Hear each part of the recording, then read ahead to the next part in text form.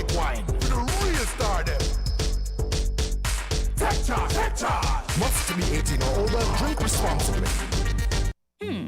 Gift for Dad's birthday? Click. Ooh, Janice's retirement party? Click. Outfit for my girl's wedding? Click.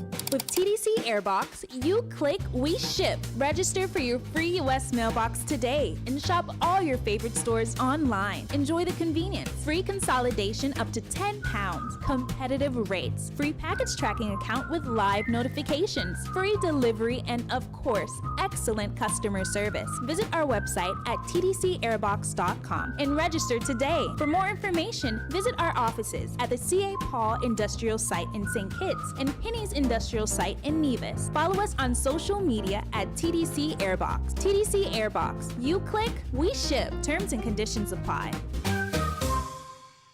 Your computer or phone is your Flow cashier. Thanks to Fast Pay on our website, it's a quick and easy way to pay your bills anytime on any device. No need to register. Simply select the bill to be paid, enter your account number or mobile number and the amount you wish to pay, plus where to email the receipt. Then make the credit card payment. It's that easy.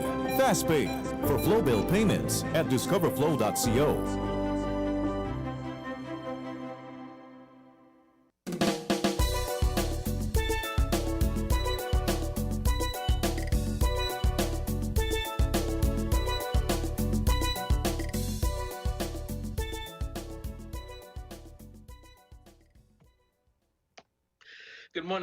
Good morning, St Kitts and Nevis, and welcome to Voices here on WINN FM 98.9.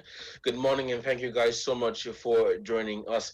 Let me apologize for the late start. It's just 10 minutes past the hour of 11, and I am your host for today's edition. I'm Devon Cornelius. Let me say good morning to all of you who are joining via whatever means, whether it be via the radio, via social media, and of course via the World Wide Web. Thank you guys so much for tuning in. Now, as you may know, or as you have been following, for the past few Fridays, we have been partnering with NEMA, and we have been meeting with the chairpersons and representatives of the committees that form part of the St Kitts and Nevis National Disaster Plan. And today we will be speaking with Ms. June Hughes, who is the chair of the Environment National Disaster Subcommittee, along with Dr. Eric Brown, who serves as the alternate chair of the said committee. You know, in the past we met with other chairpersons of the different committees, but today we are meeting with the Environment National Disaster Subcommittee, and this is a committee that forms part of the St Kitts and Nevis National Disaster Plan in the event, of course, of a natural disaster. Good morning, Ms. Hughes and Dr. Brown, and thank you guys so much for accepting our invitation here at WINN FM to have this conversation. Good morning. Good morning, and thank you for having us. Awesome.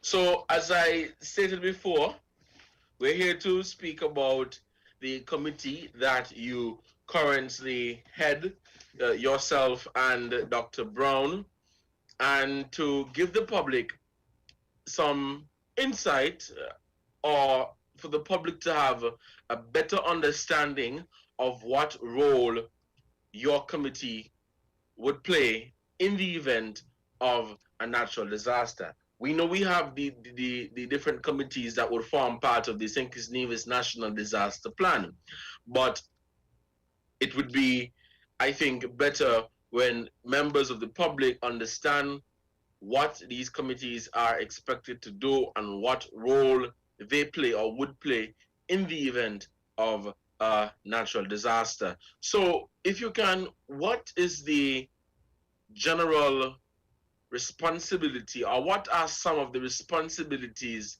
of the Environment Committee, the Environment National Disaster Subcommittee? Okay, so we are responsible for the environmental assets within our natural assets within the country. So pre-disaster, we do evaluations to make sure that everything is in order and to form a baseline just in case something happens. And then post-disaster, we go and conduct assessments and provide reports to the entities like to NEMA, for instance. We are responsible for making sure that all members of our subcommittee have disaster plans in place so that they within themselves can respond to a disaster. We also are responsible for designing a an environmental response plan for the country and an action plan as well. That's it in a nutshell. I think we'll flesh out more as we go along.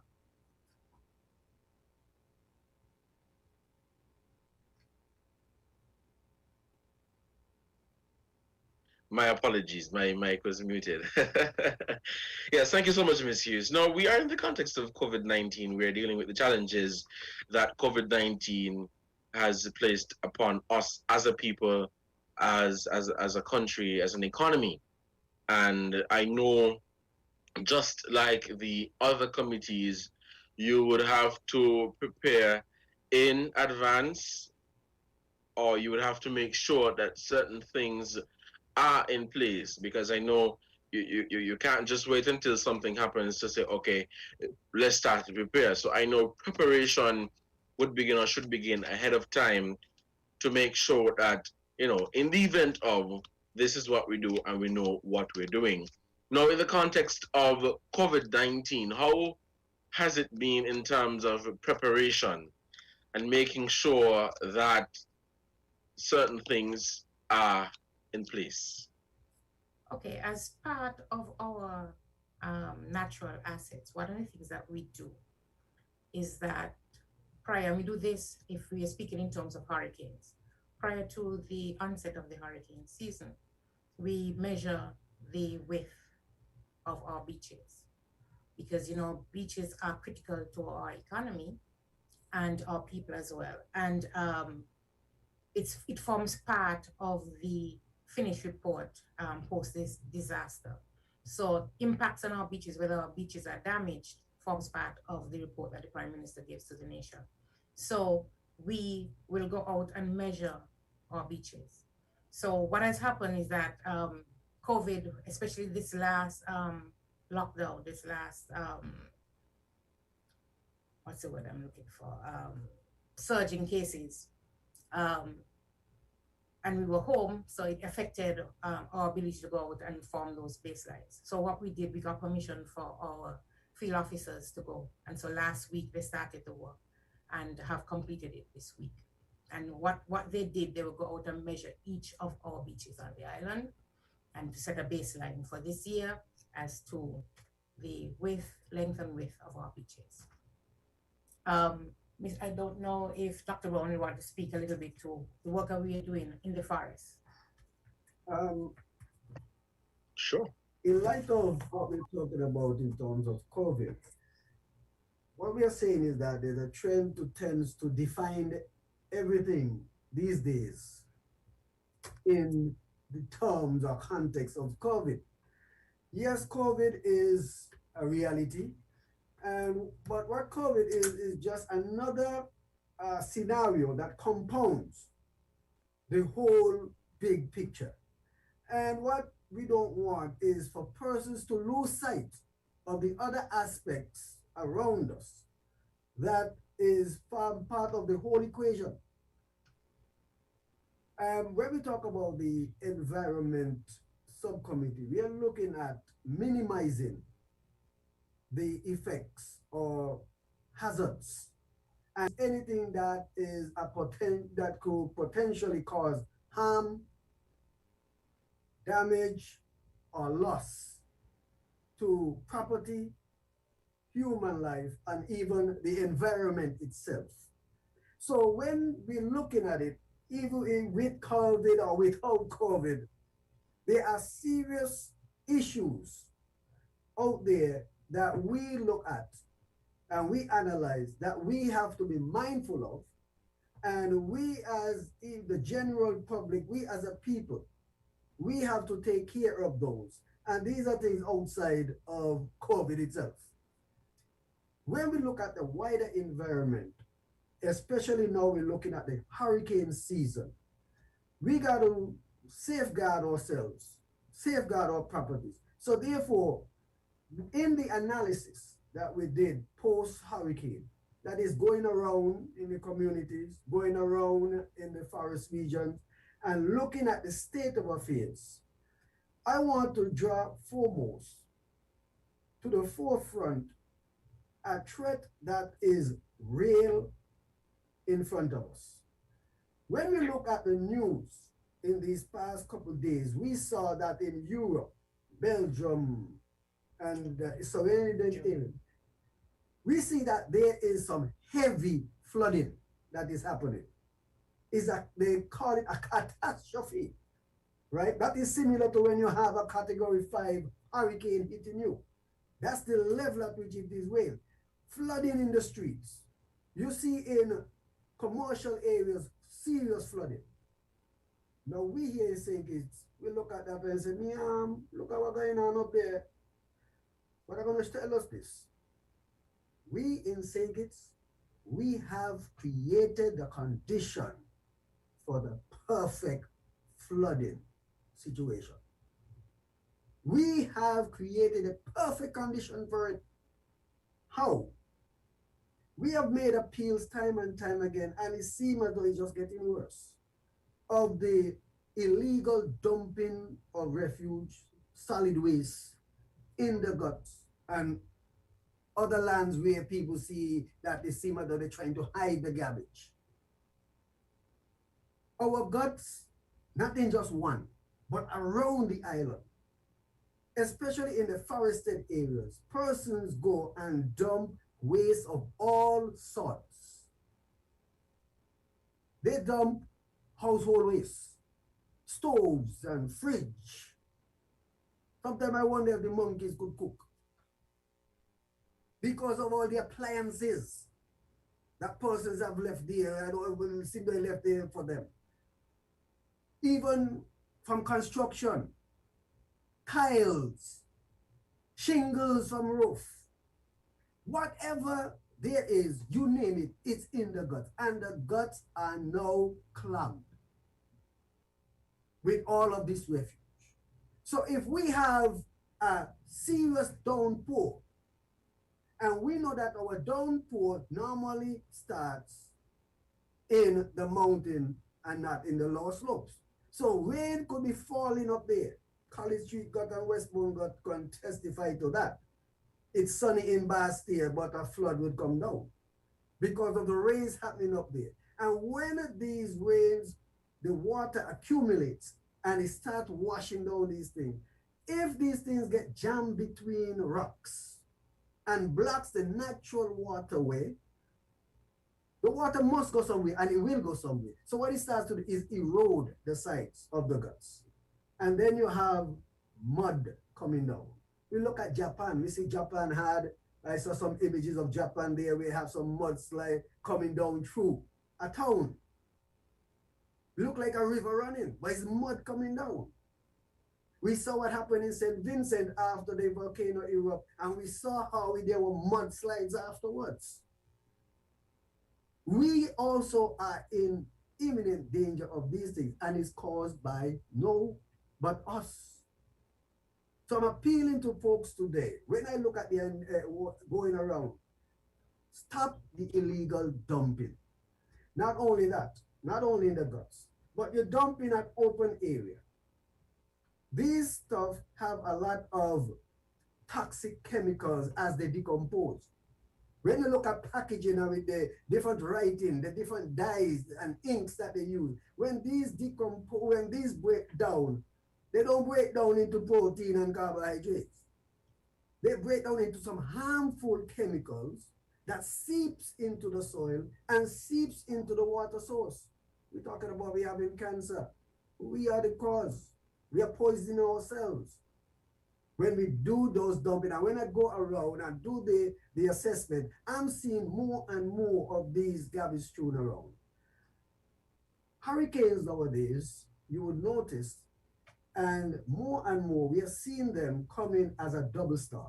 What I mean by that, hurricanes these days come with tornadoes in their midst.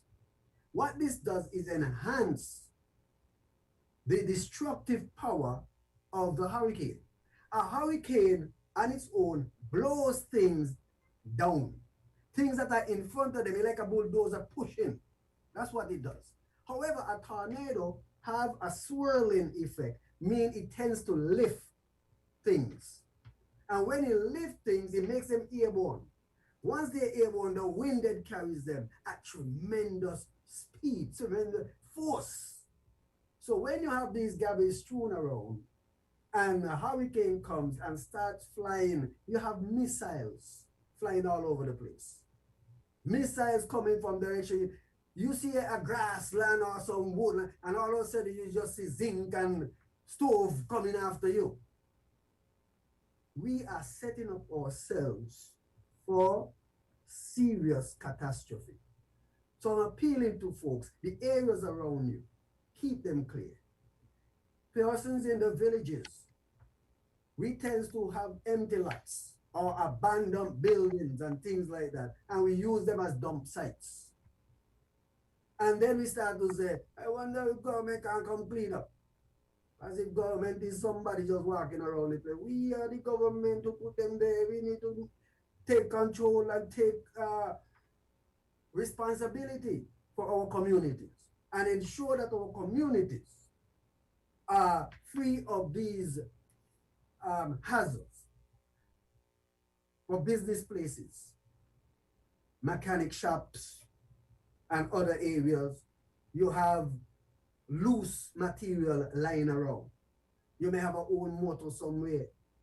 Some folks, you may business place may take out an old, let's say, refrigeration system, and they just have it lying around there.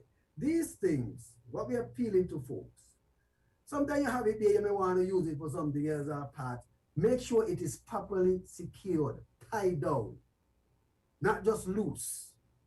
Make sure it is not blocking any pathways. This is the next thing, access to pathways. And even in built-up areas, as well as open areas, we tend to put things that later on serve as obstructions. Let's say the main road becomes blocked by a fallen tree or something like that. You need alternative roads. We have identified some alternative roads in some areas, right?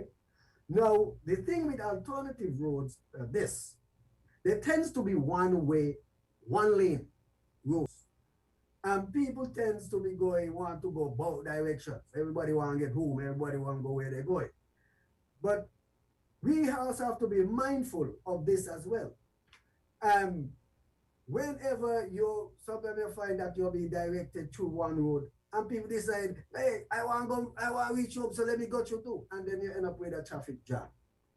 But what compounds this is that when we block these areas with obstacles, garbage, old cars, and those kind of things, and so we must be mindful of these roads. These roads are crucial for us as alternative roads when you want to get out of an area. They are like bypass roads. So we are appealing to folks also to maintain some of these roads open, keeping them open. Take, for instance, the road from Keon.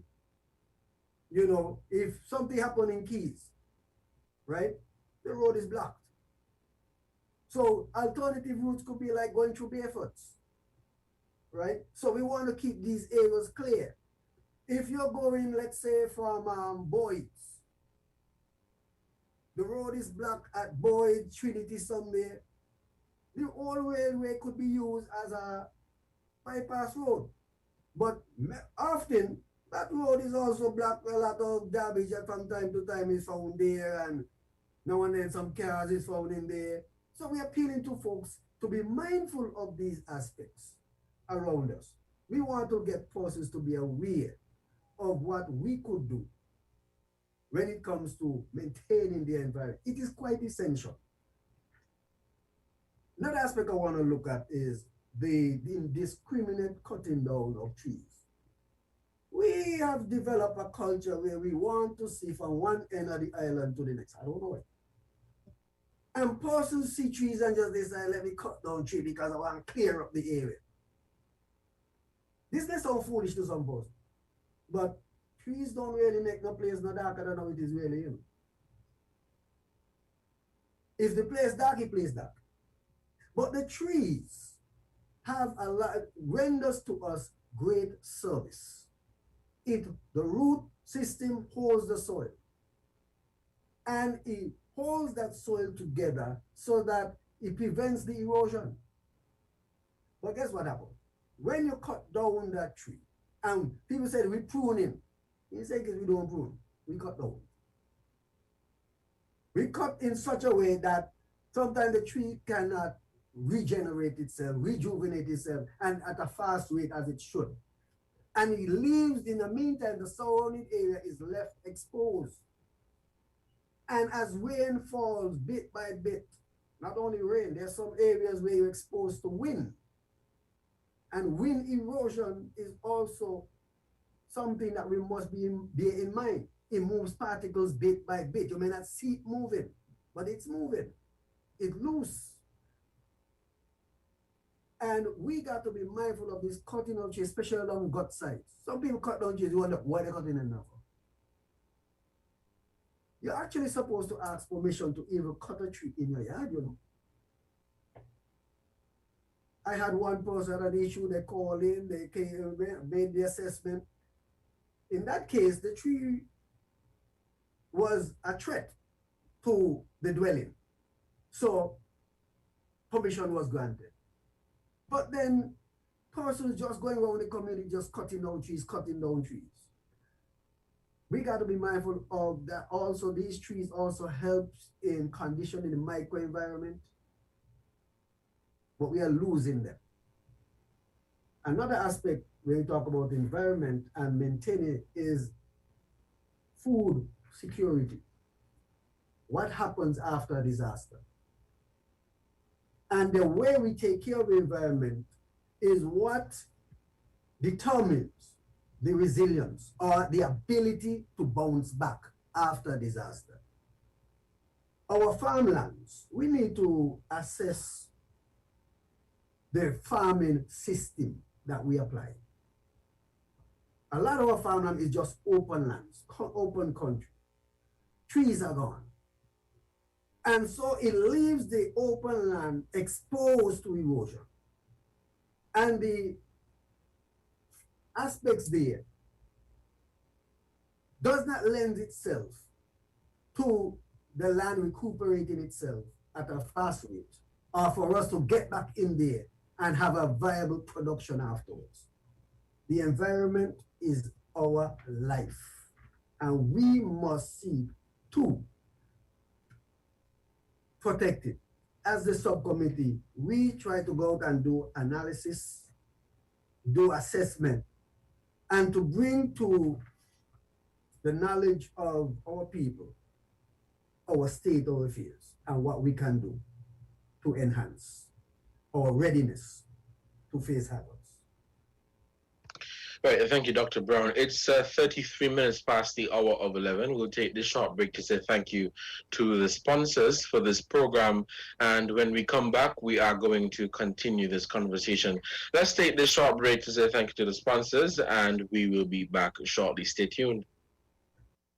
Your computer or phone is your flow cashier. Thanks to Fast Pay on our website, it's a quick and easy way to pay your bills anytime on any device. No need to register. Simply select the bill to be paid, enter your account number or mobile number and the amount you wish to pay, plus where to email the receipt. Then make the credit card payment. It's that easy. Fast Pay for flow bill payments at discoverflow.co. TDC Automotive is paying for you. Deposit? We're paying. 3-month installments? We're paying. Pay nothing for 3 months because we are paying. Take a moment, catch your breath, and roll out with ease. Save over $20,000 off your new Toyota Hiace because TDC Automotive is paying. Get your Toyota Hiace today. TDC Automotive, #1 for a reason. Terms and conditions apply. When they start them there, we are top man, we take charge. Have no reaching now, we are shell down hard. Blast like a star in some Galapagos. Over no which we take it too far. Take charge, take charge. We are hot gal, we set the trend. Magnum we drink for the top man then. Wine with the style, no stop from spin. Hot blend, back bend, and take charge, take charge. Magnum tonic wine, for the real star them. Take charge, take charge. Must be 18 or older. Drink responsibly.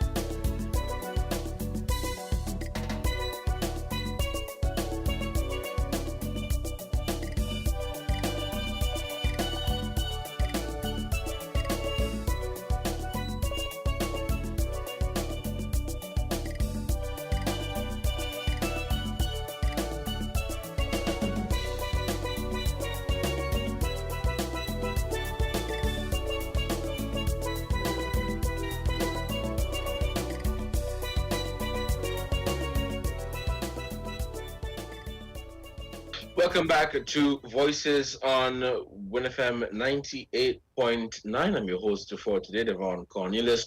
For those of you who just tuned in, we have joining us today Miss June Hughes and Dr. Eric Brown of the Environment National Disaster Subcommittee. Ms. Hughes serves as the chairperson and Dr. Brown serves as the alternate chair. Now, if we may continue, I wanted to ask, what role does the committee play in terms of enforcement of the environmental laws, particularly during this time? Dr. Brown mentioned before, you have the challenge of people dumping, their refrigerators and these different appliances in these areas. So what role does the committee play in ensuring that persons are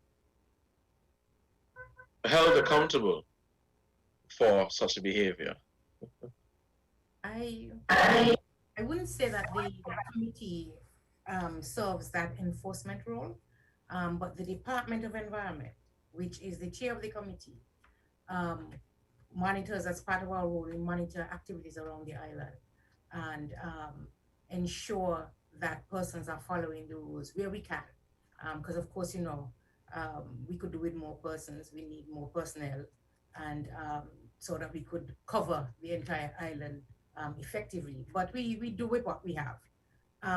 So the Environment Committee, though, would backstop the Department of Environment. But the powers to enforce and ensure that persons are following the environmental rules lies with the Department of Environment, and we try to implement as much as possible. Okay, great. It's 11:37, so we're going to get ready to open up the phone lines for any questions that members of the public may have. For those of you who are listening, the numbers to call are 466-0989, 762 and 662. We are also live on Facebook at WINN Media SKN. You can also catch us on YouTube, and you can also send us a WhatsApp at 662-2204, 662-2204. We're going to open up the phone lines, and we will be taking any calls that we may have at this time. As we are winding down, we are going to wrap up the program at 12 for the headline news. Is there any other point that you would want to bring out at this time before we begin taking any callers? I just wanted to let the general public know who are the members of our subcommittee. Of course, the Department of Environment sits on this subcommittee. We also have the oil companies, that is Delta and Shell. We have the National Trust, the Coast Guard, the forestry section. In the original document, forestry was separate from, actually it never was, but they had it separated out here as, so the forestry section, which Dr. Brown heads of the Department of Environment, sits on the committee. The Fire and Rescue Services, Parks and Beaches, Department of Marine Resources, Maritime Department, the Solid Waste Management Corporation, Public Health Department, and NEMA and a representative from Nevis. Now you may ask a question like, why does the oil company sit on this subcommittee? You can appreciate that if we were ever to have an oil disaster, it would be humongous. It would have a great impact to both our terrestrial environment and our marine environment.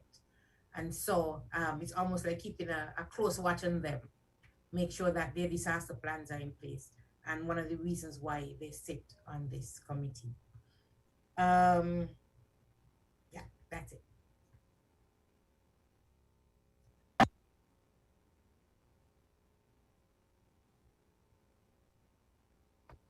Sorry. Yes, Dr. Brown, do you have anything that you would like to add at this time? Well, if you look at the composition of the committee, is quite wide, and basically what we do is not really enforce, but mainly monitoring, doing assessment, post assessment, and in terms of natural disaster, we do both post, during, and also pre-assessment, right?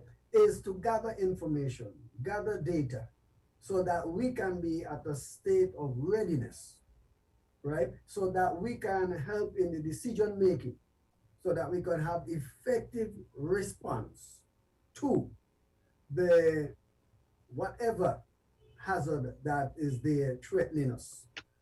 So the committee is there to gather as much as possible, and we feed into, work together with the other committees of NEMA. We don't work in isolation. Whenever, even when we had the COVID, right, all of us had to do our assessment. Whether it seems as if it has anything to do with COVID or not, we had to do our assessment and bring our reports all to the table so we can have the big picture and see as much as possible how much our population is affected, how it will be impacted, and what can we do, right, to minimize loss, damage, any harm to our population. We are here to work for our people so that we can have a prosperous today and be able to better face the future. Right. Thank you, Dr. Brown. Let me just say, for those of you who are just tuning in, you're listening to Voices on WINN FM 98.9. And I am here with Miss June Hughes and Dr. Eric Brown, both of whom chair and alternate chair, respectively, of the Environment National Disaster Subcommittee. And as you would notice, for the past a few Fridays, we have been partnering with NEMA to ensure that these committees are represented and the information is shared with you, members of the public. We have no callers at this time. Let me just repeat the numbers: 466-0989-762 and 662. If you have any questions, any comment that you would like to add then we will take your callers. It is just 15 minutes to the hour. Let us take this short break again to say thank you to the sponsors for this program. And when we come back, I'll just pose a few more questions and we will begin wrapping up. Let's take this short break.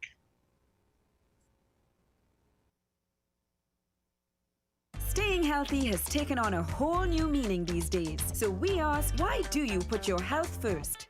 As a business professional, I need to make the most out of my work days. I'm a teacher, and I want to be there for my students. In sports, I have to be in top form for my team. Motherhood, I just got to keep up with my kids. Because my patients rely on me to be at my best. Staying healthy is important for many of us, and Halib Orange makes it easy. Just one 1,000 milligram tablet of vitamin C gives your immune system a flavorful boost, leaving you protected and feeling good for the day ahead. Halib Orange Vitamin C. Just pop the cap, drop it in water, let it fizz, and enjoy. Part of the Halib Orange family. We're different. We're 98.9. 98.9. WINN FM. Know that you've captured those special moments. Turn them into lasting memories at the TDC Business Center. Purchase your photo print bundle and get a chance to win a Canon MG3010 printer. Click and print.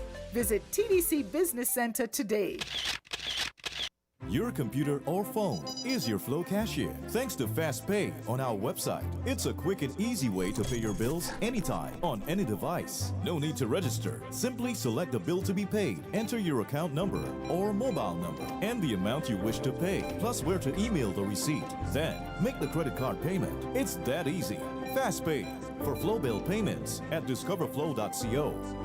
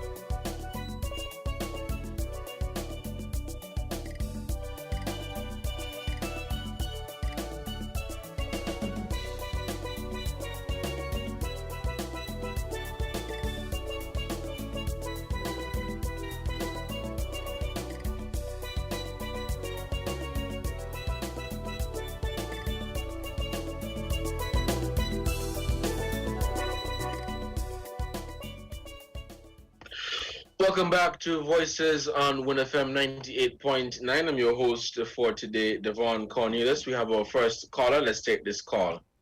Caller, good morning. You are on the air. Good morning. Were you having open line this morning? No, I am sitting with members of the Environment National Disaster Subcommittee. Do you have any questions for the guests? Yeah. One of the things. Hold on, caller. I'm not hearing you clearly. Can you speak up? Yes. Hi. Good morning, folks. Carl Brown here. The first for. Wait. Hold on, Mr. Brown. There's a lot of feedback. Are you in the wind or something, or? Yeah. Okay, let me go out the window and call you back. Yeah, you have to find a quiet spot because there's a lot of feedback. I'm sorry about that. Yeah. Okay, so we lost that caller. He's gonna call us back later. We're still taking calls at 466-098-89762 and 662. Just before that caller came in, I wanted to ask, as the committee would prepare for natural disasters to make sure that certain things are in place, can you say what are the top priority for, or the top environmental concerns for the committee during this time or in the event of a natural disaster? So you're preparing for a natural disaster. What are some of the environmental concerns, perhaps the top two or three that the committee really would focus on? Okay, if we take a hurricane, the advent of a hurricane, so our top concerns would be loss of beach and damage in the forest. But additionally, damage to the bulk storage for the oil companies. Those would be our main concerns if a hurricane was coming. If a tsunami was coming, the bulk storage would be our main concern, and then maybe secondary would be the loss of beaches. So it all depends on what the disaster, the potential or the impending that disaster would be. Coupled with that, coming behind there, put with that also, concern to us is the waterways to ensure that they are not blocked, so as which could lead to erosion, landslides, and the main thing is to safeguard life and property, and also around the community to make sure that the areas remain safe, right, from potential missiles and those kind of things. Trees, yes, I always tell you plant trees, but at the same time, when it comes to the hurricane season, prune them, especially those that are close to your houses. Prune them, they will grow back afterwards, right? And any of also unwanted shrubs and those kind of things, just keep your area clear and clean as much as possible. Anything that could be a danger during a storm, right? Also, for us in terms of environment, ensure that your water supply is also safe. Keep it clear, keep it clean, you know, keep them in containers. If they are metal, make sure it is not corroding, things like that. Make sure you have covers for them, secure covers, you know, so that in the event, you know, of a disaster, you have these secured. Don't wait until the hurricane coming to be running up and down the place. Secure whatever materials you want. You know, people tend to like to run go Hasford and TDC to look board to board up and those kind of things. And so, if you could have one or two, or even make those old time shutters for your house, that would be good. That you can hinge on and hinge off and store them in a secure place that you can just have them at hand. But our main thing is for us to make sure secure life and property. Right, thank you, Dr. Brown. It's 11:51. We're still taking calls here at Voices on WINN FM 98.9. Remember, we are also live on Facebook. I'll be checking the Facebook to see what comments we may have from the viewers at this particular point in time.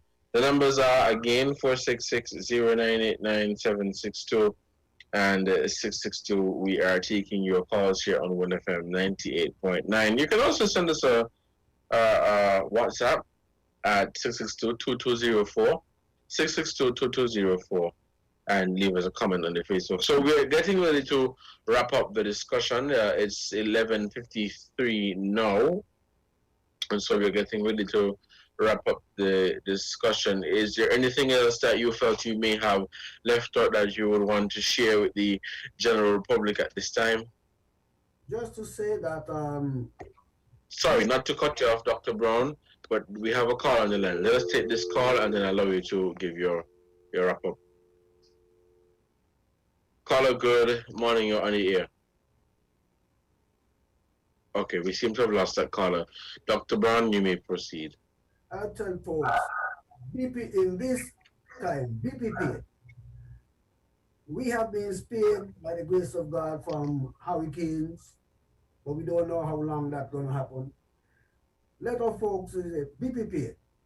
Make sure you have all your supplies in order, medical supplies, medicines, food. Make sure your surrounding is clear and clean, property secured. Look out for things for the children. Make sure that you have all that they need in event that electricity may go and all of that. Ensure that we are at a state of readiness. Hurricane season is here. Hurricanes have already started forming. Let us not just wait until, let's say, it's at the door. Make sure that we are ready and secure. Put measures in place. Get your important documents and put them in safe containers, whether it's Ziploc bags, airtight containers. Make sure that everything you have, look over your plan. And if you don't have one, start making one now. What is your exit route? What are your alternative routes to and from home? Where are your shelters? Know where your shelters are. And let me tell you people, nothing shameful if you have to go to a shelter. Safeguard you and family. Locate where they are. See where they are. What are the routes to them, the alternative routes to them in the event that you have to move? If you have to go outside, what are the alternative routes to take? Ensure that they are clear. We have in the search and rescue, we have personnel that have been trained, that are ready. We work in also in collaboration with other agencies, Defense Force, police, fire and rescue, even our own rangers are ready to take action at any time that we are called upon. We have some supplies, we have the machetes and a chainsaw, make sure that our vehicles is up and running. So far, they're doing good so far. And so we are ready to respond in the event that we have to respond. But also bear in mind, personnel lives at different points of the island. So even though we're ready, some person may not be able to leave from where they are to come to you, right? So therefore, that is why I tell folks, be ready, because help may be delayed. That's a reality. We ain't telling that we prepare to delay, but it's the reality of the situation. But personally, the key word is preparedness. Be prepared. Be prepared. Right, thank you, Dr. Brown. We had a caller on the line. I'm not sure if the caller is still... Yes, we have a caller on the line. Let's take this call. Caller, good morning. You're on the air. Hey, good day, good day. This is a very good program, and you all might not be inundated with a lot of calls because it ain't no nonsense political melee. This is real good conversation we're having here today. Now, being from the Cairn area, I know firsthand about these people dumping in gut, but I realize also that the governments then seem to have a way of giving people who are into mechanic shop and into industrial construction equipment things lands close to the gut side. Now, while I might understand because some of these lands might not be desirable lands for any other purpose, we have to then, if you're going to give these people land sometimes, make sure they adhere to certain strict guidelines. Now, if you come into Cairn anytime, if you look across there in the Washcut area, down to the seaside, you'll realize the husk of an old school bus almost falling into the gut. And, if on that same area there's multiple different large pieces of equipment that people seem to maybe just put on the gut side. I guess they finish with them, they don't got the equipment and just put them to the side. So that school bus will eventually fall into the gut. Eventually, another good rainstorm, it will fall in. But this is why you see along the gut sides, people build up the mechanic shops and whatnot, and nobody goes there to ensure that these people are adhering to proper disposal of their oil, their leftover carting, and whatnot. It's a serious issue. I find sometimes the mechanic shops keep the surroundings very, very untidy. So, I would encourage the government to really give the support to Ms. Hughes there and Mr. and Dr. Brown there, the support that they need to ensure these things are going on in terms of the cutting down of the trees. Now, this is something that I've spoken about. I'm glad Dr. Brown said so. People don't prune trees. We just cut them down. Everybody know that. So you have these people roaming around, so they're cleaning up the place. And to look like they're doing something, they cut down a tree that's not bothering nobody. It's not next to a power line. But they just cut it down because they want the place to look clean. not realizing what they're really doing. They're destroying the atmosphere. They don't understand the use of the tree. So people are roaming about doing these things, and it's something that needs the government department, the PEP and the parks and beaches that need to be aware of, be educated. So you don't cut down a tree just because it's there. If it's not causing any harm, leave it. So, it's a good conversation y'all having today. I'll be listening to hear more. Right, thank you, caller, for your contribution. Well, we're at the end of the program. It's 11:59. It's 12 o'clock on the hour. I'll just give my guests some time to quickly wrap up and give their closing comments. Yes, I just wanted to pick up on one of the comments that Dr. Brown said, is that to encourage us to be prepared for the upcoming hurricane season and any disaster. Prepare, plan, so that you are not grossly or greatly affected by the disaster. If in the event or the advent, if your environment is clean, if you don't dump in up the guts, then you're protecting not only yourself but others downstream. And because we eat food from the marine environment, we eat fish, and if we allow a lot of this garbage that is in the gut to end up in the marine environment, we're eating that garbage in the long run. So be prepared to protect yourself this upcoming hurricane season. I'd just like to thank that caller. Yes, valid point there, and it is duly noted. And trust me, it will not be going on deaf ears. We will be pursuing those measures to ensure that these things are addressed. Be prepared. Right, and thank you guys so much for accepting our invitation here on Voices. It's midday, so we'll take a break for the headline news. For those of you who tuned in late, I was speaking with Miss June Hughes and Dr. Eric Brown of the Environment National Disaster Subcommittee. Thank you guys once again, and have a fantastic Friday. Take care. Thank you. Thank you.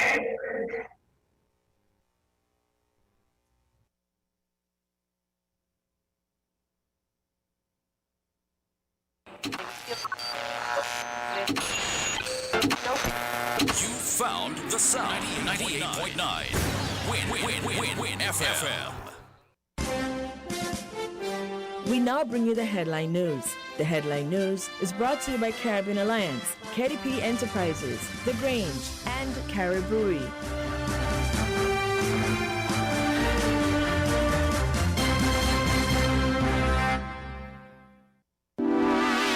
Shipping your cargo shouldn't be a hassle. It can be as easy as a single call to Amerijet International, your worldwide cargo transportation solution. We provide all the services you need to ship your goods anywhere in the world, whether your shipment is fresh, frozen, large or small, alive or hazardous. You can count on Amerijet to deliver it safe and sound. Amerijet International, by land, sea or air, we get it there. For more information, visit us online at www.amerijet.com or call us at KDP Enterprises at 466-9595. We are faced with tough decisions every day, but choosing the right home or motor insurance shouldn't be one. You need fast claim settlement from a company that's been rooted for over 31 years. And don't forget the A Excellent rating by AM Best. Make the intelligent choice. Caribbean Alliance Insurance. Reliable insurance that you can count on. Get a quote today for your home, motor, contents, and liability insurance needs, and make the intelligent choice. Caribbean Alliance. Tomorrow secured. Local agents, Dalil Walwyn & Co. Limited. Telephone 465-2631 or 469-5303 for the Nevis office. Maybe it's the way the brilliant gold liquid reflects our sunshine, or how the bright blue of its label mirrors the clear Caribbean skies overhead. Maybe it's the fresh, crisp taste of this beastly cold beer on a scorching hot day. Maybe it's even the way it brings us all together. But one thing is for sure, Carib is very much a part of who we are wherever we're from in the Caribbean. Carib, It's the way we play. Drink responsibly. Did you know that the Grange Healthcare Facility is the first purpose-built, non-governmental healthcare organization on St Kitts?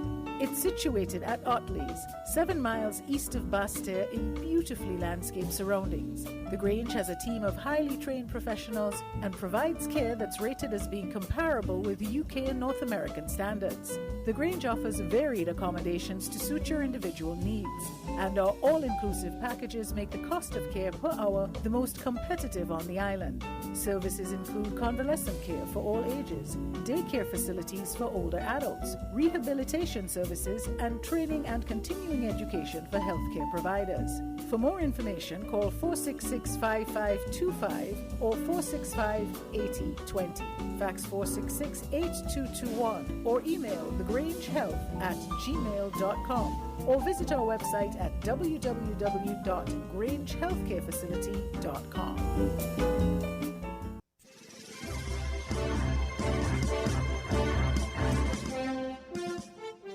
With the WINN Headline News, I am Kevon Brown. Making the headlines, 2021 hurricane projections has St Kitts and Nevis disaster management mechanisms in a state of preparedness. CXC signs Memorandum of Understanding with University of Guyana. Internationally, South Africa is mobilizing thousands of soldiers to stop more than a week's worth of riots and looting. At least 117 people have died in the unrest, which was triggered by the jailing of former President Jacob Zuma last week. Now, the details.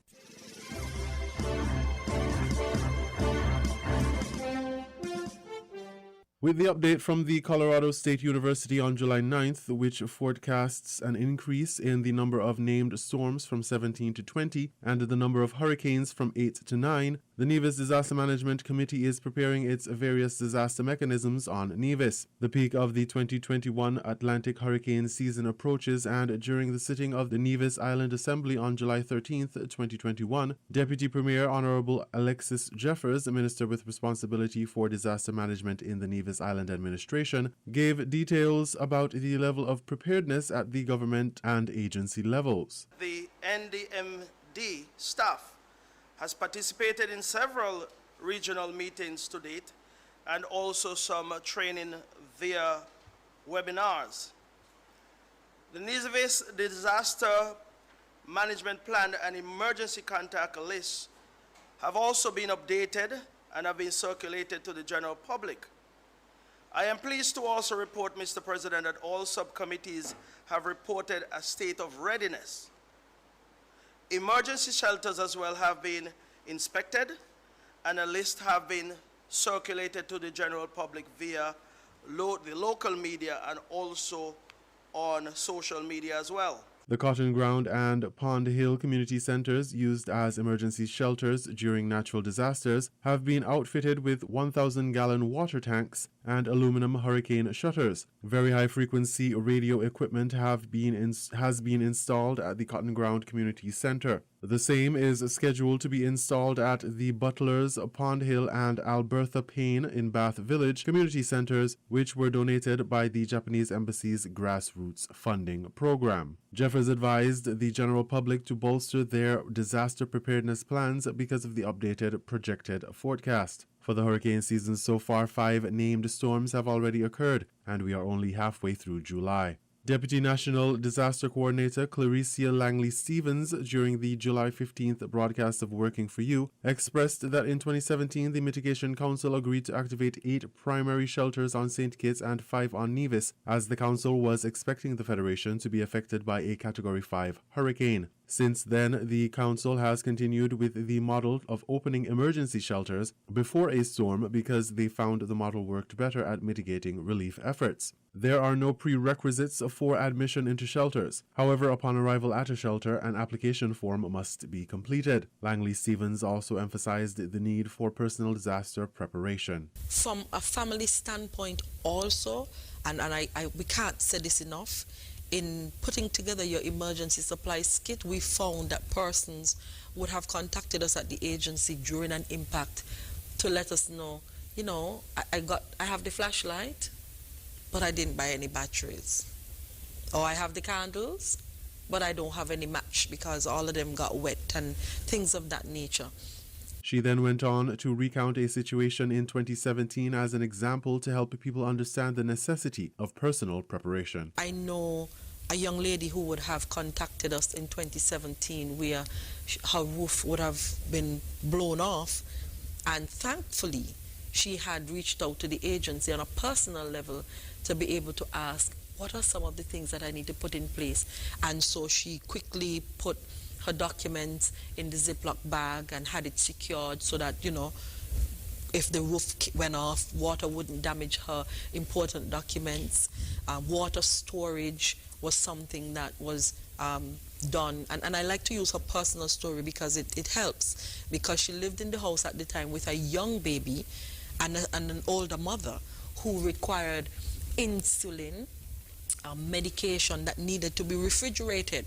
It means that you have to have some sort of plan in place that suggests how will you secure your insulin medication when you secure them from the pharmacy, because you don't know when again a facility would be open for you to be able to access these resources. And you may not be one of the persons going into a shelter where the resource might be available there. You might be embracing the body system and that family is not in a position to help. So you need to be able to have your own readiness measures in place. The Atlantic hurricane season extends from June 1st to November 30th each year. The peak of the season is from mid-August to late October.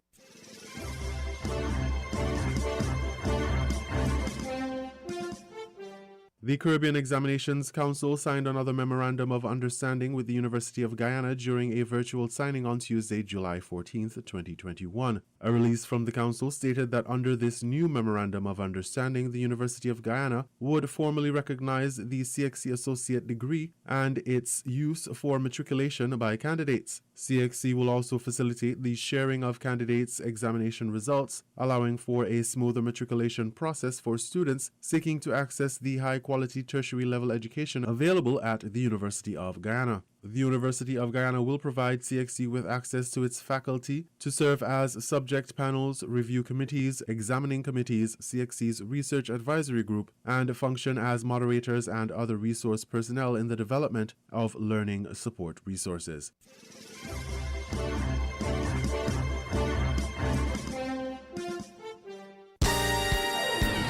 In this edition of the Caribbean News Roundup, Mehul Choksi speaks about having been traumatized by his alleged kidnapping. A former police official turned politician concerned about an alleged lack of justice in Dominica, and other developments in Grenada, Haiti, Jamaica, and Trinidad and Tobago. The news coming right up.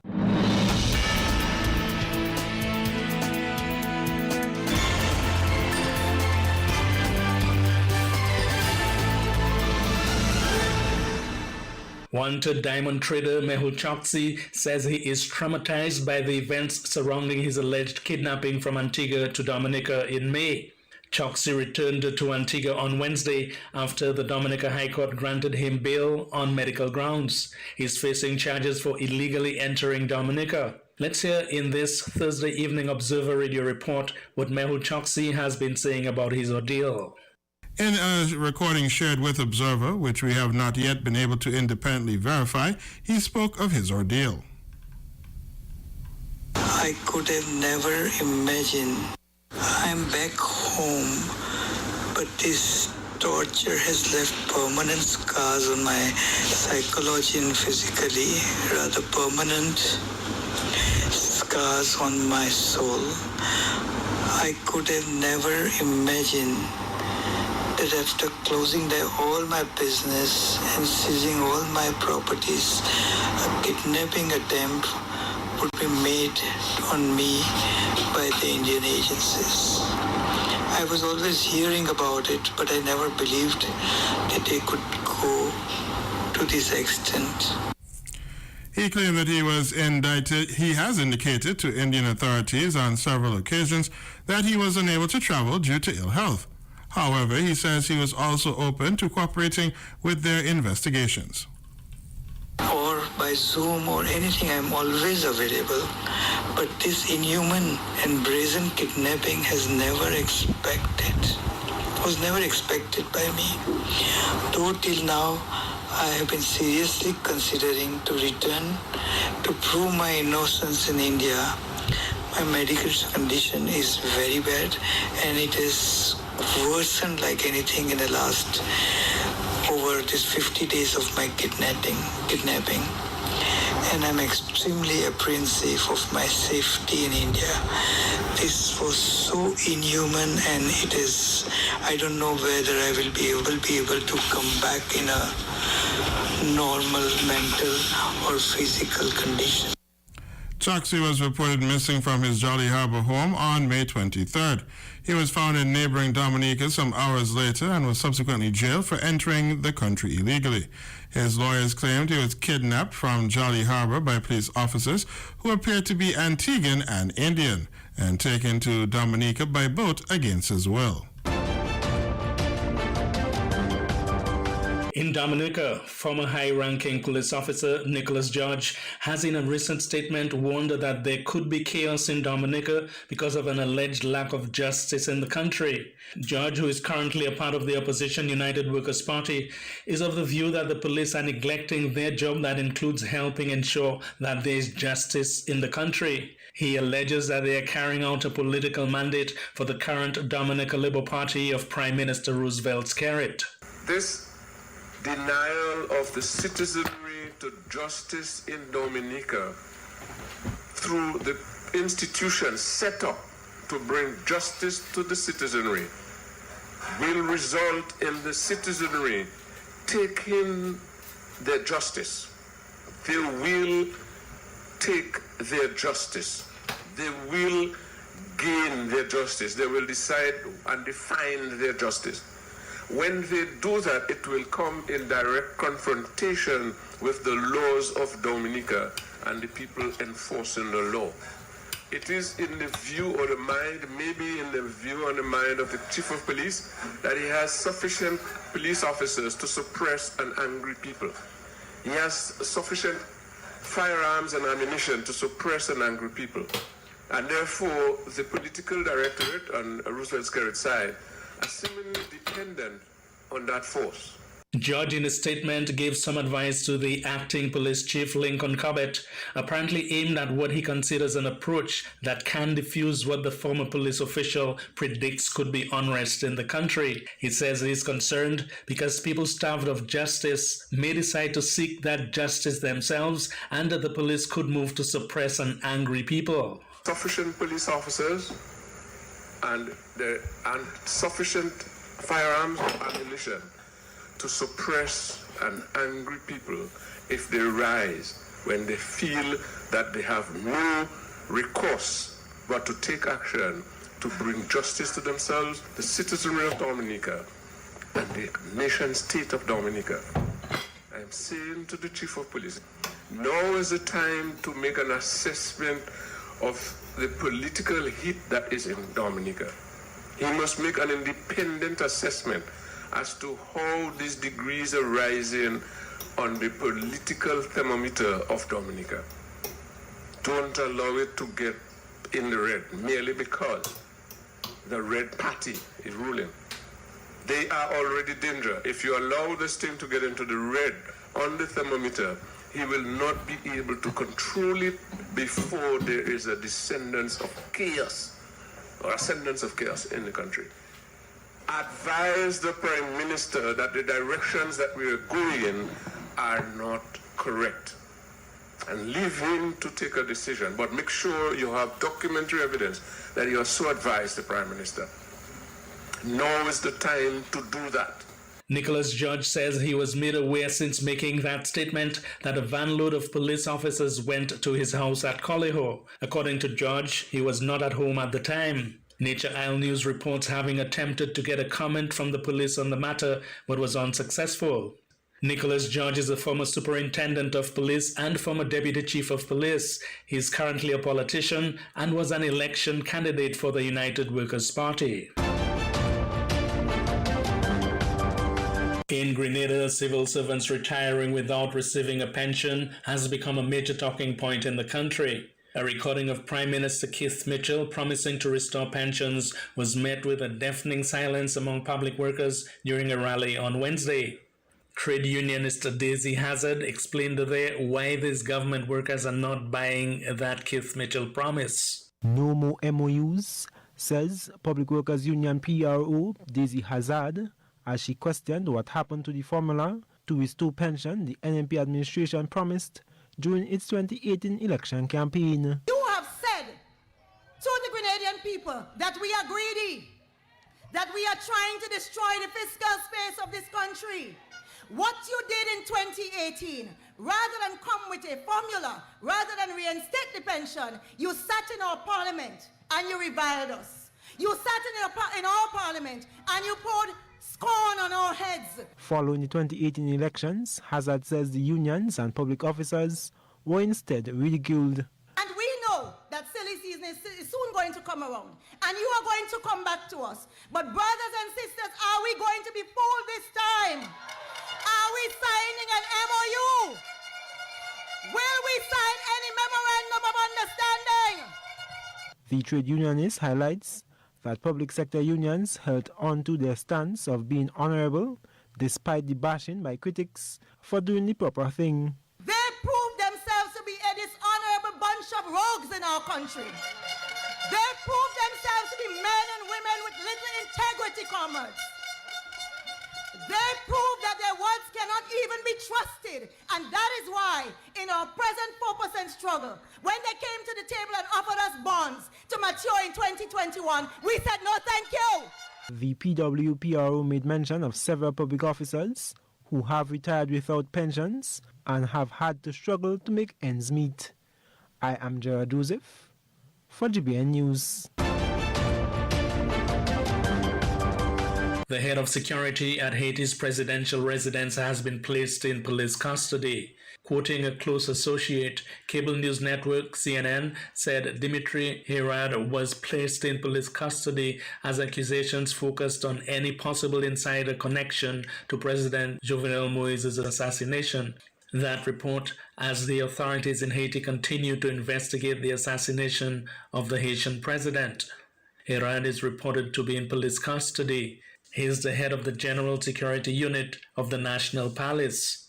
Meanwhile, according to Agence France Presse AFP, the assassination of President Moise by a group of armed mercenaries was planned in the Dominican Republic. AFP is quoting Haiti's police chief as having made that disclosure. A photograph circulating on social media identifies two suspects, both later arrested, meeting former Haitian opposition Senator Joel John Joseph, who is wanted by the police. According to Haitian National Police Director Leon Charles, the picture was taken as the trio were planning the assassination of Moise in Haiti's neighbor, the Dominican Republic.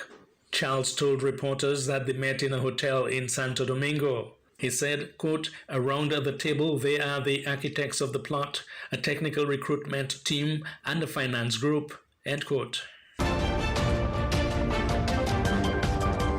In Jamaica, at least one university professor is insisting that a cultural shift needs to take place to change people's attitude towards sexual harassment. The comment is coming from the University Director of the Institute for Gender and Development Studies of the University of the West Indies. They were made a day after Jamaica's House of Representatives passed the Sexual Harassment Bill.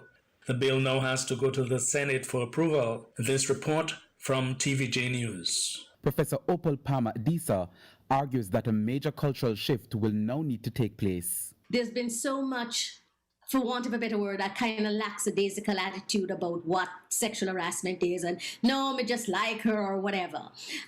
So it is going to require a cultural shift. For it to be unrolled and to be effective, there has to be education at all levels of the society that gears to the specific constituency we see. For me, I think one of the biggest educational factor will be the schools. I think the Ministry of Education, and I hope they will work with us, the Institute, to develop a curriculum for all schools that speak to these issues and make corrective changes. Professor Adisa says though she had recommended that victims be given up to 10 years to make a complaint, she welcomes the provision in the bill that allows complaints to be made up to 6 years after the alleged incidents. The second thing that we were concerned about, because we wanted to make sure that people understand the seriousness of that, was the fines. And so the fines have been really extended to $1 million so that people know that we're not playing. This is serious and it needs to stop. And if it doesn't stop, there are major financial consequences. During the debate in Parliament, Justice Minister Delroy Chuck argued that the tribunal hearing complaints will have great difficulty balancing the complaints that come before it. We need to find the right balance. And sure, Madam Speaker, there's no reason why any employer or any man should be slapping a woman on her bottom or on her chest. So that is the extreme.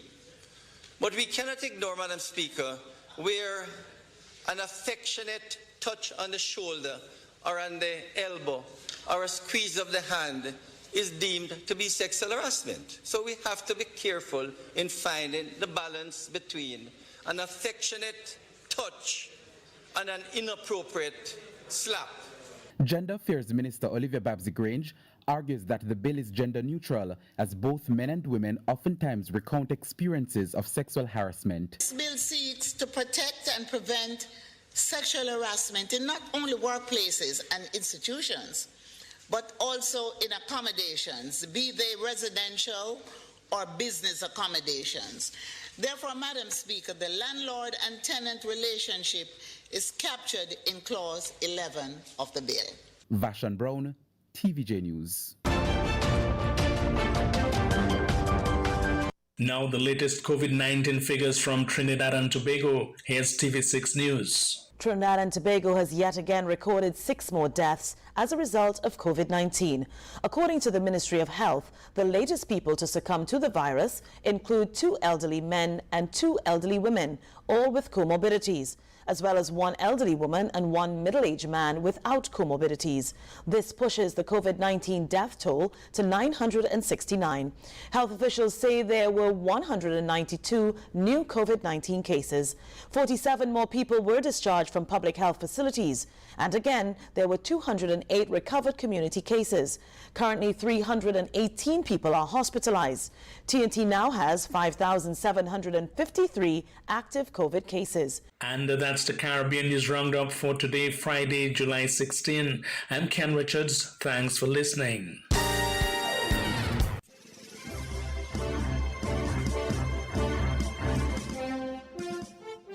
We now bring you these international reports. After days of violence and looting, things are now relatively calm in Johannesburg. Shopkeepers and volunteers from the community sift through what's left. The riots initially started when former President Jacob Zuma was jailed last week after he failed to appear at a corruption inquiry.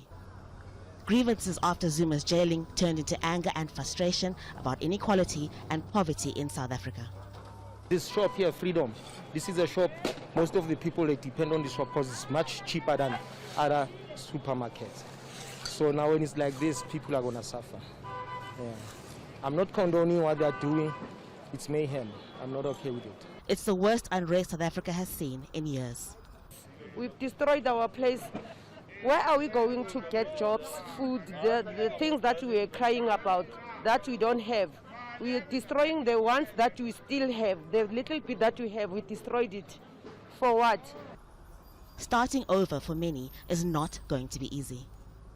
Nearly everything in the shop was looted except for a few bottles of water. Business owners, some with no insurance, don't know if they're ever going to recover. They've had to lay off staff in a country with an already high unemployment rate. There was sporadic looting on Thursday in parts of the port city of Durban, where fears of food and fuel shortages have seen people waiting in long lines. Soldiers are being deployed to hotspots to help the police maintain order. But even if things get back to normal, the economic damage done will likely be felt long into the future. Haru Matasa, Al Jazeera, Johannesburg.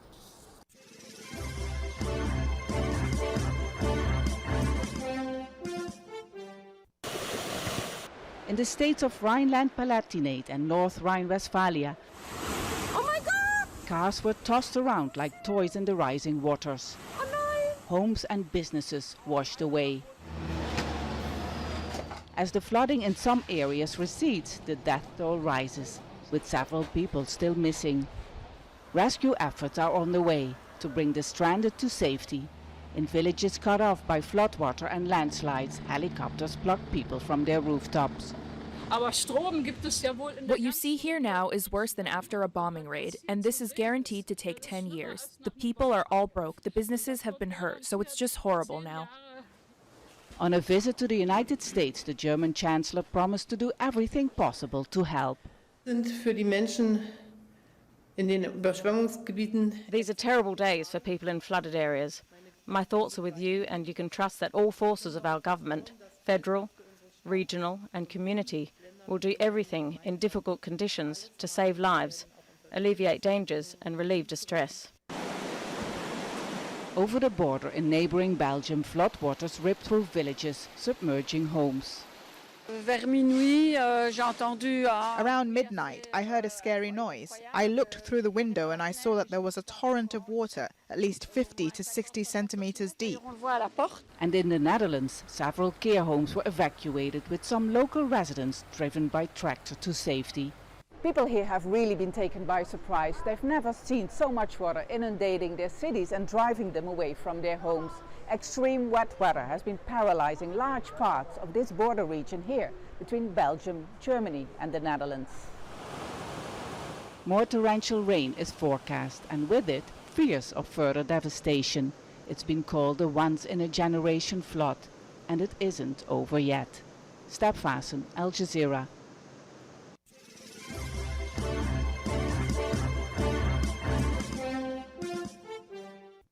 Set to leave office in September, U.S. Chancellor Angela Merkel traveled to Washington to shore up the U.S.-German partnership and chart a course for future relations. I am very much looking forward to deepening the relations yet again through our talks, and I think we will be able to elaborate more on that as we go on. Merkel did little to hide her opinions of Biden's predecessor, Donald Trump. Trump accused Germany of having open borders, unfair trade practices, and insufficient NATO defense spending.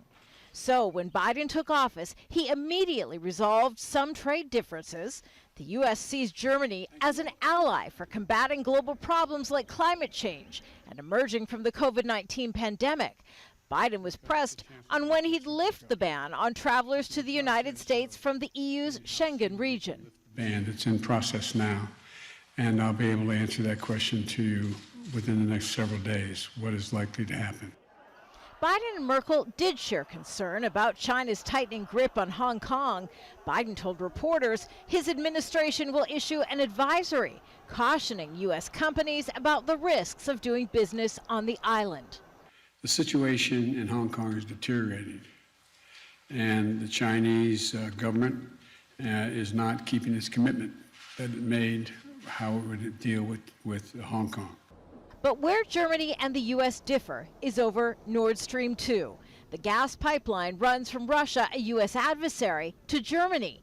Biden is concerned the pipeline gives Russia an energy foothold into Europe and could be used as a destabilizing tool against Ukraine.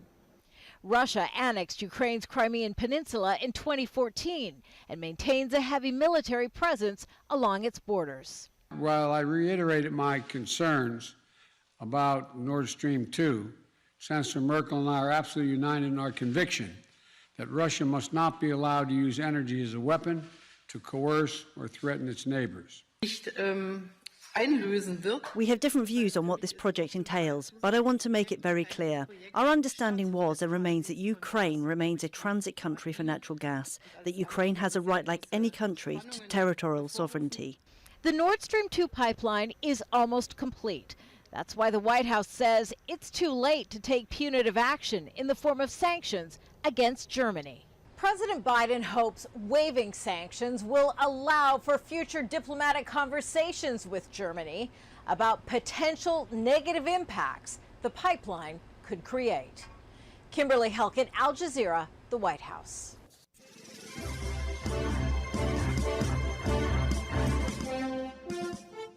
You were listening to the WINN FM headline news on 98.9. Our top stories were: 2021 hurricane projections has St Kitts and Nevis disaster management mechanisms in a state of preparedness.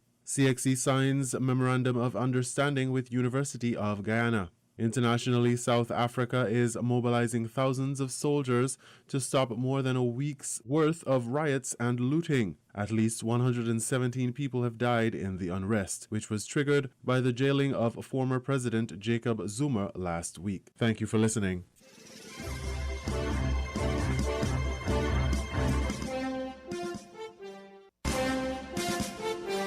That was the WINN FM Headline News.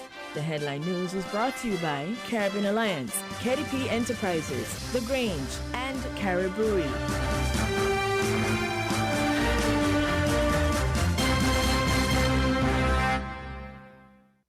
Did you know that the Grange Healthcare Facility is the first purpose-built, non-governmental healthcare organization on St Kitts? It's situated at Otley's, 7 miles east of Basseterre in beautifully landscaped surroundings. The Grange has a team of highly trained professionals and provides care that's rated as being comparable with UK and North American standards. The Grange offers varied accommodations to suit your individual needs, and our all-inclusive packages make the cost of care per hour the most competitive on the island. Services include convalescent care for all ages, daycare facilities for older adults, rehabilitation services, and training and continuing education for healthcare providers. For more information, call 466-5525 or 465-8020. Fax 466-8221 or email thegrangehealth@gmail.com or visit our website at www.grangehealthcarefacility.com. Maybe it's the way the brilliant gold liquid reflects our sunshine, or how the bright blue of its label mirrors the clear Caribbean skies overhead. Maybe it's the fresh, crisp taste of this beastly cold beer on a scorching hot day. Maybe it's even the way it brings us all together. But one thing is for sure, Carib is very much a part of who we are wherever we're from in the Caribbean. Carib, it's the way we play. Drink responsibly. We are faced with tough decisions every day, but choosing the right home or motor insurance shouldn't be one. You need fast claim settlement from a company that's been rooted for over 31 years. And don't forget the A Excellent rating by AM Best. Make the intelligent choice. Caribbean Alliance Insurance. Reliable insurance that you can count on. Get a quote today for your home, motor, contents, and liability insurance needs, and make the intelligent choice. Caribbean Alliance. Tomorrow secured. Local agents, Dalil Walwyn & Co. Limited. Telephone 465-2631 or 469-5303 for the Nevis office. Shipping your cargo shouldn't be a hassle. It can be as easy as a single call to Amerijet International, your worldwide cargo transportation solution. We provide all the services you need to ship your goods anywhere in the world, whether your shipment is fresh, frozen, large or small, alive or hazardous. You can count on Amerijet to deliver it safe and sound. Amerijet International. By land, sea or air, we get it there. For more information, visit us online at www.amerijet.com or call us at KDP Enterprises at 466-9595. Found the Sound 98.9. WINN FM.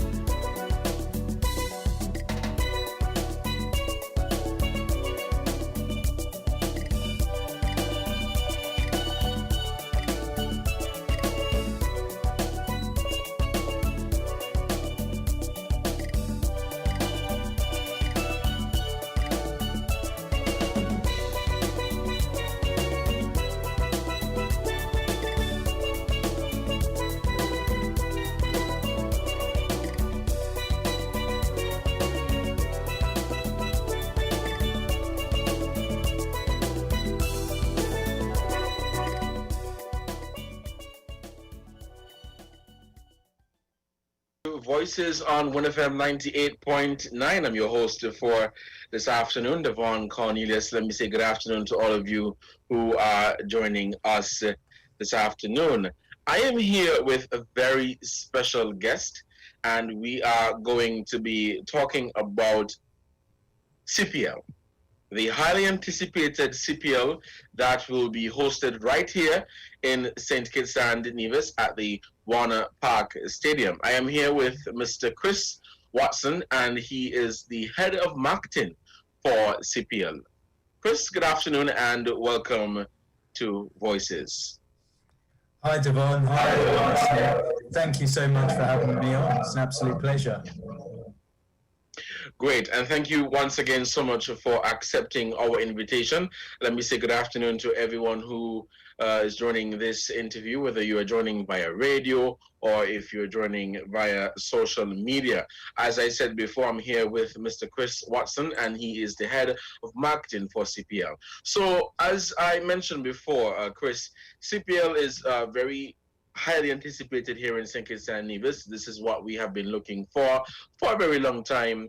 And even though we are in the context of COVID-19 across the globe, I think patrons and fans are very much pleased and very much happy to see that we are able to put on this event here in St. Kitts and Nevis. I'll allow you to give your opening comments with regards to the hosting of CPL here in St. Kitts. Sure, absolutely. So we have 33 games coming to the Federation, all games at Warner Park. The tournament's going to start on the 26th of August this year and run right through to the 15th of September. So we're hugely excited. Obviously, in a traditional normal year of CPL, would be taking place with games across 6 locations or possibly more locations right across the Caribbean, and there have even been games in the USA before. But obviously, like last year, there was only one location that was hosting CPL. This year, because we've chosen St Kitts for a number of reasons, obviously we've been hugely well supported by the fans here since the inception of the Patriots franchise in 2015, and we have an incredibly strong relationship with the St Kitts government as well. So you know, when we for CPL, we think St Kitts and Warner Park, we think fantastic support, incredible atmosphere, sixes flying out of the stadium, you know, super overs with Carlos Brathwaite, you know, incredible moments of cricket. So from that respect, it was a very easy decision to bring the tournament here, and we can't wait to get started. Awesome. Thank you so much for that, Chris. Now, in the context of COVID-19, can you give a breakdown of the entry and the safety protocols that will be in place for the upcoming games? Yes, so obviously we're really happy that we're able to have all the games here, and we're most excited about, which obviously last year in Trinidad all the games were played behind closed doors, and we are really excited that we're able to welcome fans back here up to a maximum 50% capacity for games in stadium. So from the perspective of fans coming to games, we'll be welcoming fully vaccinated fans to come in, as we said, up to 50% capacity, and there'll be a number of COVID measures in place as well, you know, things that you might expect, such as sanitization points, clear signage, announcements, staff sort of assisting and clearly sort of helping with keeping people safely distanced, following sort of one-way systems, those kind of processes, just to make sure that people can get into the stadium, they can move around safely. Obviously, every single person who's coming in will be fully vaccinated, and we're, you know, as I said, we're really hopeful that everyone coming is going to have a fantastic experience and really enjoy their games that they come to at CPL. Focusing on the actual sort of CPL staff, the players, the support staff, the TV crew that are coming in over to the Federation to put the tournament on. obviously there's people coming from, you know, various different countries around the world, and we're going to be operating that entire cohort of persons in a biosecure bubble. So what that means is people will be tested before they leave their country of origins. They'll be tested when they arrive in St Kitts. They'll be tested a number of other times during their stay, and while they're in St Kitts, they won't be moving anywhere outside of the bubble. And by the bubble, we would be meaning in the hotel and at training and at the stadium. So we won't be persons coming in, such as myself. We won't be interacting with the wider public. And there'll be obviously a number of other protocols in place within that bubble. You know, sanitization, masks, and sort of typical COVID processes. So we really want to ensure that everyone coming to CPL games feels absolutely safe, and obviously the public feel absolutely safe, and we can bring people in through our cohort in a completely safe and responsible manner, and then really focus on the task in hand, which is putting on a really exciting and really world-class cricket tournament. Awesome. And this is very good news, Chris. As we know, we have to continue to adapt to the changes that COVID-19 brought. And so to hear that we are able to host CPL this year, and of course, following the COVID-19 prevention and control measures that have been put in place are very good. And of course, our fans and patrons, I think this was one of their concerns as to how the events will be held in light of COVID-19. Now, you mentioned earlier that this will be held for persons that have been fully vaccinated against COVID-19. How would CPL know if these people have been fully vaccinated, you know, before you enter the stadium? So we are working incredibly closely with St Kitts government to nail down the final ticketing process. So we will be announcing that in full in the coming sort of days and weeks. We've got a pretty robust plan that we're working on at the moment.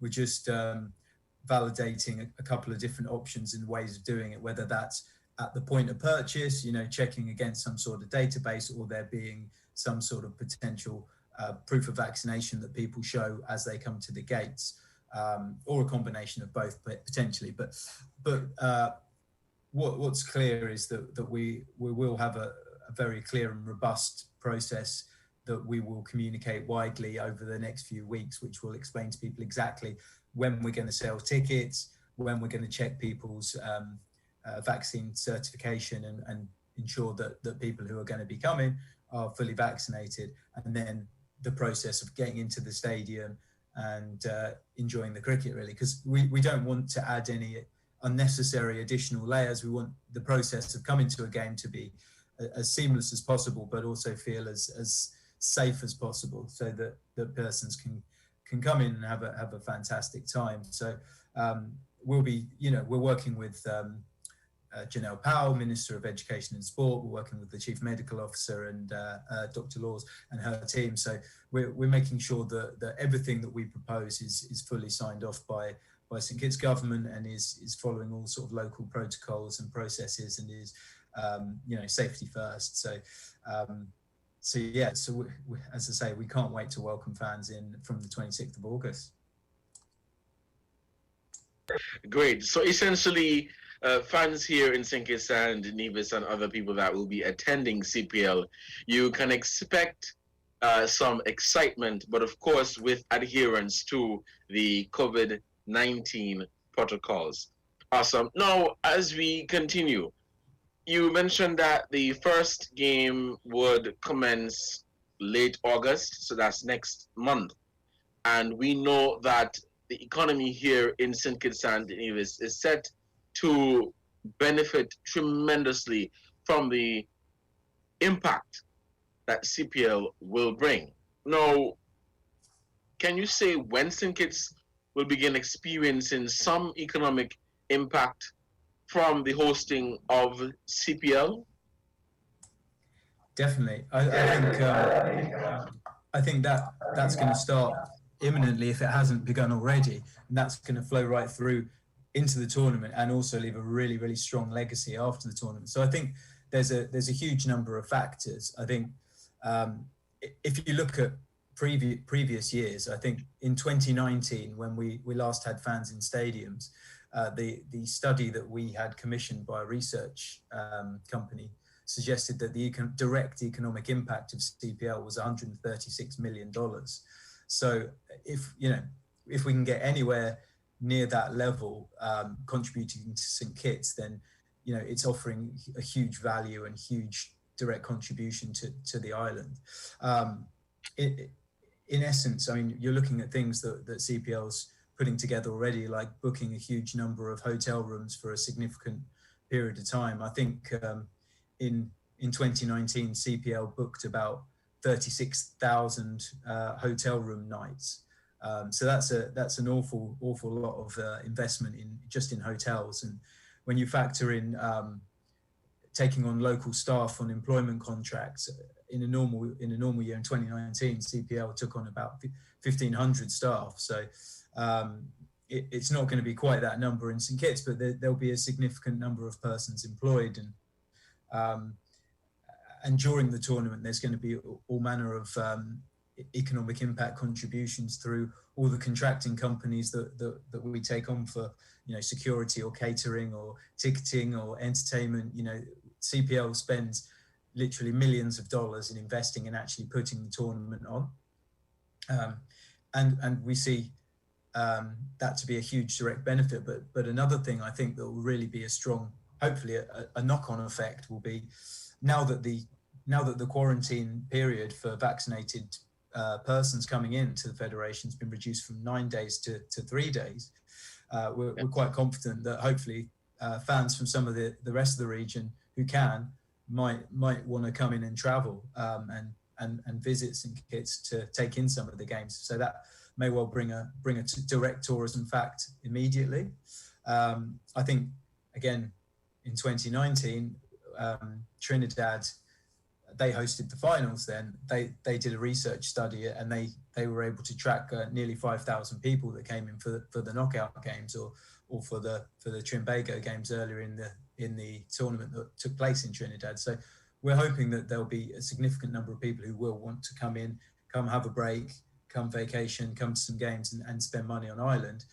And then the other exciting factor is that all of the games are getting beamed worldwide to fans all around the world. And, hopefully the entire world's going to be watching, getting very excited, seeing beautiful shots of beautiful islands and saying, wow, that's a place that I really want to go to. And people will be inspired to book holidays for months and years to come. And St Kitts and Nevis will see that sort of economic impact effect, as we go on. I think, the advertising exposure that the Caribbean region was valued at $260 million that CPL gave, all the beautiful island shots and mentions of the islands. So that's all going to be focusing really on St Kitts this year, because there's obviously only one location. So hopefully we can show, the beautiful federation off to the world in a great way, and people will really want to come and spend and invest, and do business and have holidays. So yeah, the sooner we can sort of show off a direct impact, the better, really. Awesome. This is definitely good news, especially for our conditions and divisions. Now, as we spoke about the economic impact, in terms of CPL being able to book at the different hotels here in St Kitts and Nevis, can you say what type of services will be needed to ensure the successful staging of CPL this year? Yes, well, there's a huge amount of planning and preparation, and we have a very skilled ops team who have been involved in cricket for years and years and put on Cricket World Cups, and obviously put on CPL across the region in America for since 2013 when CPL started. But it wouldn't be possible without these expert local sort of providers and partner companies who can help us. So we're investing, in, as I said, hotels is a huge area of investment for CPL. But then you're looking at local security and police and fire and rescue, shipping companies, entertainment and DJs. There's a huge amount that goes into local on-island transport, for example, getting people around the islands safely in their teams or in their little groups of CPL staff or TV crew back and forth to training or to games. So there's a big investment in sort of local transport delivery, which is quite a difficult logistical challenge. Ticketing, staffing, local staffing, and in bringing in and operating a ticketing operation to sell tens of thousands of tickets is, a big undertaking as well. Of course, there's all the sort of concessions and bar businesses that come in and keep people nicely fed and give them something to drink. Obviously, within the stadium, there's a number of businesses that we need to bring in to help us sort of actually facilitate the arrival of fans through, building up temporary stands or erecting fencing, big screens, taking what's a fantastic venue in Warner Park and just making it ready for our sort of specifications at CPL. And, that boils right down to catering of all the people at the games and staff and players and cleaning companies, supply of, equipment and toilets. The list is huge, really. There's such a vast number of different services that we the tournament wouldn't be possible without all these fantastic local businesses helping us out. So as I say, we're pumping in millions of dollars to make the tournament happen, and that hopefully trickles down and goes directly to businesses within the federation who are paying local staff, and it's all feeding local economy as a result. So that should definitely deliver an more immediate impact rather than the tourism factor. Awesome, Chris. This is definitely good news, and I think it would definitely stimulate economic activity here in St Kitts and Nevis. As many businesses, whether it be a big business or small business, would be able to benefit in some way from the staging of CPL here in St Kitts and Nevis. And this is definitely something that we are looking forward to. Now, as we continue, it is just 5 minutes before the hour of 1 here in St Kitts and Nevis. So as we are live on the radio, we'll be taking a break at 1 to say thank you to the sponsors for this edition of our Voices program today. As we continue, can you give an estimate of how many people will be coming to St Kitts for CPL? Players, sponsors, fans, crew, you name it. Yeah, sure. I mean, we believe that the cohort, which is still being finalized, but the last number that I saw was in the region of 270 approximately. So that includes players, match officials, support staff for the teams, the league staff actually facilitating and running the league, the TV production company and TV crew. So there's a huge number of people coming in to make the tournament happen, bringing in, world-class cricketers and to put on a world-class event. As I mentioned, all of those people in that cohort will be in a biosecure bubble. So we'll be taking over a hotel, staying away from the rest of the public, being tested, being secure, being quarantined. And we're hopeful that the number of persons coming into St Kitts isn't just limited by that cohort. As I said, we're hopeful that we'll stimulate people coming from other islands, fans coming in.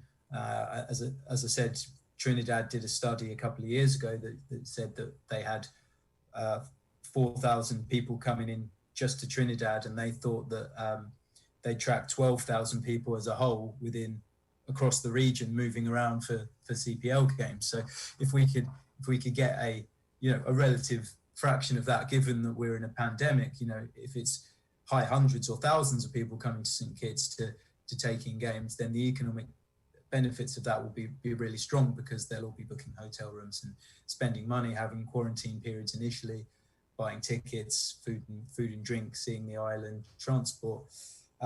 So we're really hopeful that not just the 270 that we know of, that there'll be a much wider group as well. But yeah, and as I say, everyone coming in will be adhering to all the sort of protocols and processes that have to be undertaken. Great. Thank you so much for that, Chris. We'll take this short break to say thank you to the sponsors for this program. And when we come back, we are going to continue this conversation. For those of you who are just tuning into this edition of Voices, I'm here with Mr. Chris Watson, and he's the head of marketing for CPL. And we are having a conversation about the exciting CPL that is upcoming for the month end of August. Stay tuned, and we will be back shortly. Here are your Horsfield's Value Mart IGA Value Club Blue Tag specials from July 15 through 28. 32-ounce Gatorade, just $4.99. Hawaiian Punch drinks, $11.99. Dannon and Activia yogurts, 4 packs, fit and light, just $12.99. Cole's garlic bread, toast, $12.99. Granola bars, just $10.99 per pack. Pastaroni or rice-a-roni, just $4.99. And now, our very low weekly value deals. Essential Everyday and IGA honey beer, $12.99. Breyers ice cream, 48 ounces, just $20.99. Colgate toothpaste, $9.99. Shop smart, shop Value Mart. Sea listo y haga sus compras aquí a Value Mart. Run to Hosford's Furniture and Appliances in Ashley Furniture Home Store now and get a chance to win free groceries for 1 year. By popular demand, Cash Back is back, but this time Cash Back is back with more quality appliances, more great prices and fantastic deals, more of Hosford's fabulous FlexPay payment plan, and more free groceries. A whole year of free groceries. Come to Hosford's Furniture and Appliances in Ashley Furniture Home Store today and get absolutely free groceries with every higher purchase and a chance to win free groceries for 1 year. Great deals on furniture and appliances. Get cash back for free groceries with FlexPay higher purchase and a chance to win free groceries for 1 year with every $500 spent. All great reasons to shop at Hosford's Furniture and Appliances in Ashley Furniture Home Store this coupon season. Terms and conditions apply. See stores for details.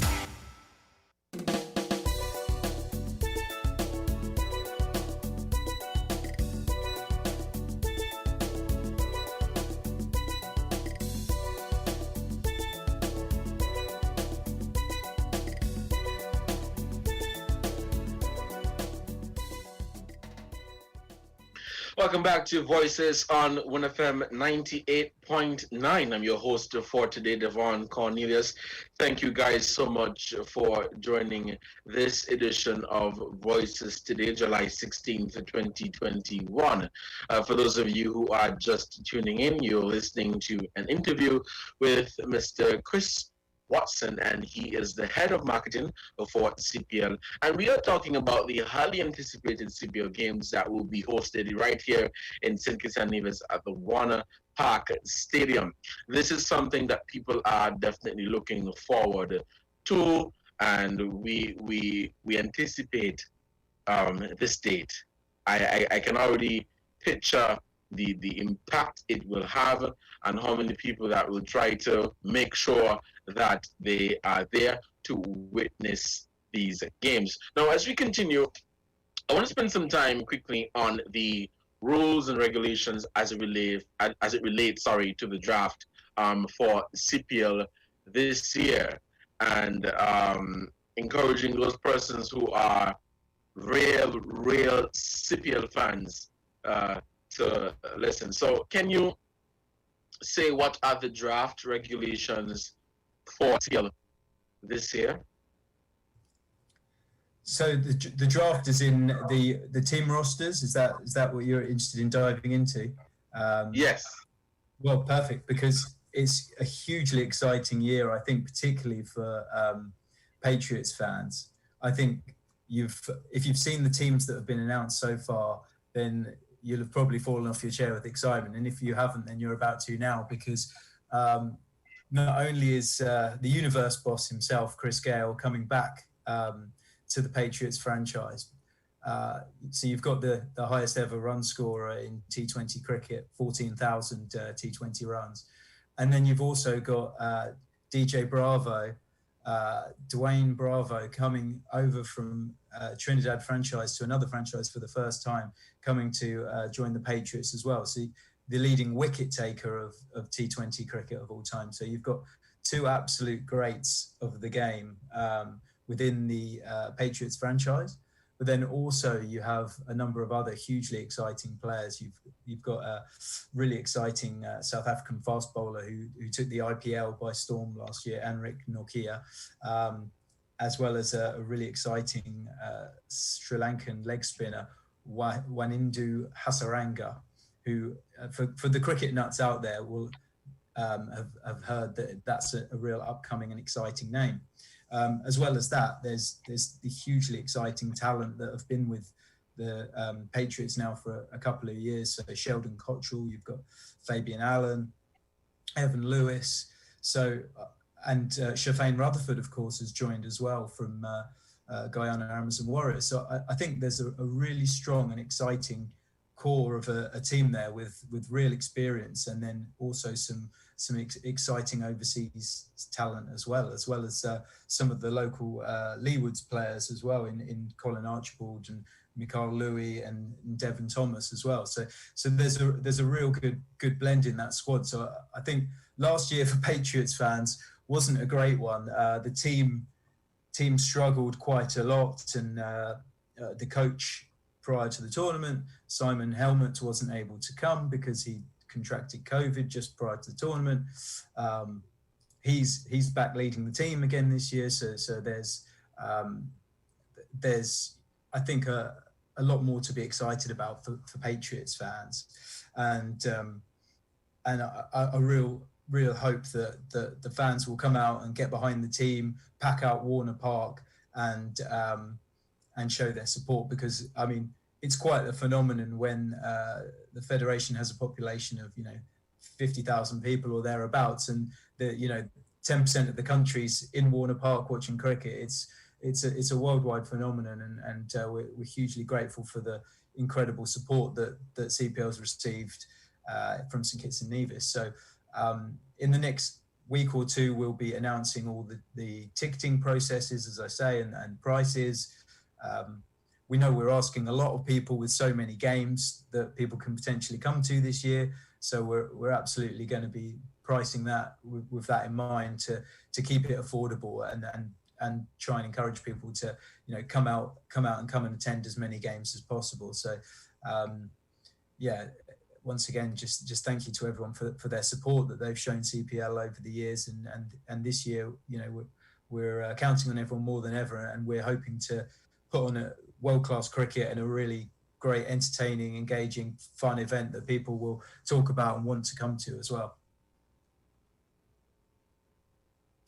Awesome, Chris. And I just want to say to those persons listening to stay tuned to the media houses and to the media for the announcement in terms of ticketing and prices, because I think this is one of the big questions that fans had. They are anticipating to find out when they can begin purchasing their tickets and what the prices would be like. But I think generally people are very much excited. There were many persons that thought that, it would not have been possible because of COVID.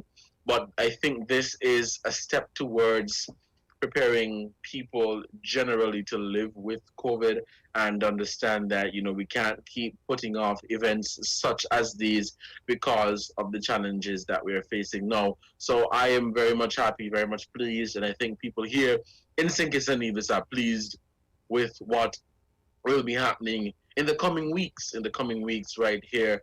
And just want to encourage people to adhere to the protocols. And as soon as the announcement is made in terms of where you can go and get your tickets, don't wait, because we know that the capacity is at 50% of the stadium, and it's for those persons that have been fully vaccinated. So as soon as this announcement is made, go out and get your tickets to be a part of the CPL this year. Now, as you're winding down, generally in a nutshell, as someone who is a fan or someone who may be a first timer, in a nutshell, what can you expect from CPL this year? It will be different than previous games because previously we were not in a pandemic. So now that we are in a pandemic, what can people expect generally? Well, I think I know we're in a pandemic, and there's a lot to consider. There's a lot of protocols and processes. There's a lot going on in the world at the moment, but for all the reasons that I've talked about earlier, with safety protocols and processes amongst the bubble of people coming in and testing, and only allowing vaccinated persons to come to the games at a reduced capacity, we think the safety measures will be really paramount and really strong. So people will, once they enter the CPL experience, will be able to feel safe and be able to relax and have a great time. And once they get to that point, then we really think that it will be as close to a real CPL experience as we can possibly make it. So, we're expecting world-class cricket, sixes flying everywhere, great vibes, great music, entertainment, sponsor activities, giveaways, the ability to get on TV, all kinds of exciting things going on. So we certainly wouldn't want to put on the tournament if it was a sub-quality event. We want people, there's a lot of games, and we want people to come to the first few games and go, wow, I had a brilliant time, I'm going to come back to a few more games. That's why we want people to have a great experience, come with their friends, come with their family. We've always prided ourselves that CPL can be for anyone, whether you're old, young, male, female, it doesn't matter whether you like cricket or you like music. You just come into Lyme, or you come in to watch the cricket and be a real diehard fan. It can be for absolutely everyone. It's got really broad appeal. So I think we're fully committed to making CPL the best it can possibly be,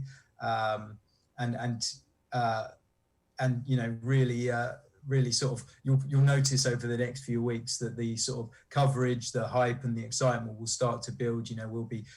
We'll be launching an advertising and marketing campaign across the islands, and we'll be providing all the relevant information about ticketing.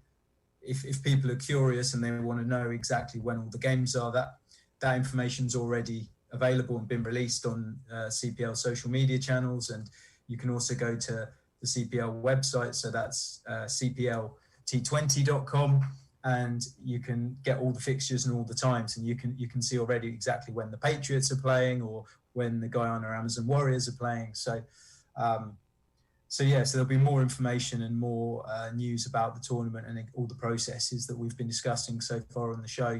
That'll all be coming out over the next few weeks. And as I said, the tournament kicks off on the 26th of August, so it's coming around quick, and before we know it, the biggest party in sport will be in town. Awesome. People are excited, Chris. People are definitely excited, and I look forward to this. We have the teams. We have the Jamaica Tallawahs, the St. Lucia Zoos, the Trinbago Knight Riders, the St Kitts and Nevis Patriots, Barbados Tridents, and the Guyana Amazon Warriors. And so I anticipate that fans will be taking this one very serious, because everybody's coming out to see what their teams will be delivering. And so we expect something of high quality. We expect something of high energy and high performance from the teams that will be represented here at CPL in St Kitts and Nevis. I definitely look forward to it. As you begin wrapping up this interview, Chris, do you have anything else that you would like to share with members of the public? just really to thank everyone again for their support in helping CPL over the years and coming out to attend the games en masse since 2015 when the Patriots franchise launched. Without all the support over the last few years, it wouldn't be possible to bring the whole tournament to St Kitts. So we're hugely grateful and hugely excited that we've got this fantastic opportunity. There's 33 games all at Warner Park between the 26th of August and the 15th of September. As I mentioned, we're going to be pricing the tickets as affordably as we really can to make them, potentially cheaper than they've been in previous years, so that people can come out to as many games as possible. There'll be lots of games at 7 p.m. during the week, so that people can come after work, after other commitments, and at the weekend they'll be slightly earlier, and we'll have a couple of games back to back at weekends, so people will potentially get 2 games of cricket for the price of 1 ticket. So we think it's going to be a fantastic spectacle, great value for people. People are going to have a great time, and it will all be done in a safe and sensible way as well. So I'd say for anyone who's considering getting vaccinated so they can come to the games, get out there, get your jab. I'm fully jabbed myself and looking forward to coming in and joining the cohort and being on the ground and helping put on the tournament. So I would encourage everyone else to get the jab and get the tickets when the tickets come on sale in the next few weeks. Awesome. Chris, thank you so much for accepting our invitation to have this interview. It was a very exciting interview, and thank you so much for sharing this information with us. It's just 14 minutes past the hour of 1, and so we're going to begin wrapping up this interview. However, I'm going to stay on for the next 15 minutes just to share additional information with members of the public. But again, thank you so much, and we hope to speak with you very soon as you guys prepare to make the announcement as to where persons can go and get their tickets and information about further entry or detailed entry protocols and all of that. But thank you so much. As I mentioned before, people are excited, definitely looking forward to the CPL. Looking back to when the announcement was made, many people were like, yes, it's about time. We can go out and have a good time in the context of COVID-19, of course, following all the protocols. Others were a bit like, okay, I'm not sure if this is going to work. But we're here. We're a few weeks away from CPL. CPL will be from month end August right into mid-September. And I think what is important to note as well, Chris, is that I'm not sure if you may know, but this also coincides with our independence celebrations. Independence Day in St Kitts and Nevis is September 19th. And so all of that will be happening. And also here on the island of Nevis, we have decided to push back our local festival, which is called Culturama, to September as well. And so you'll be having CPL, you'll be having independence celebrations, you'll be having Culturama. All of that will be happening together. So I think exciting times are definitely ahead, and our people, I believe, are really getting ready to have a very good time. Chris, thank you so much for accepting this invitation, and until next time, stay safe and continue to do your part to eradicate COVID-19. You said you've gotten your vaccine already, which is very good. Continue to follow the protocols, and we hope to see you soon here in St Kitts and Nevis for CPL 2021. Brilliant. No, thank you to the listeners, and thank you to everyone again for all your support for the tournament. And we look forward to seeing you